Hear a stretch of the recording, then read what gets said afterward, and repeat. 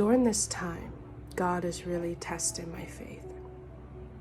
And as I begin to read 1 Kings, I see a continuous pattern with those who stayed faithful to God and those that were not faithful to God.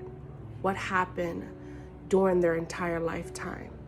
Those that weren't faithful to God, that continued to worship idols, their life didn't end good.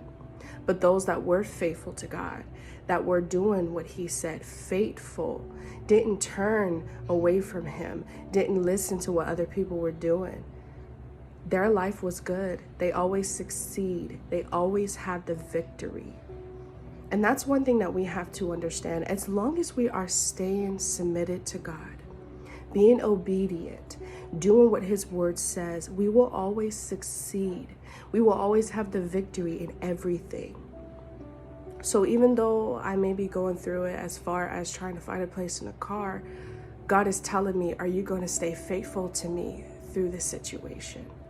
A lot of times when we go through things, we tend to lose our faith in God because we don't understand what we're going through. We're seeing all of this and we're confused and we don't know what's going on, but God wants us to trust him.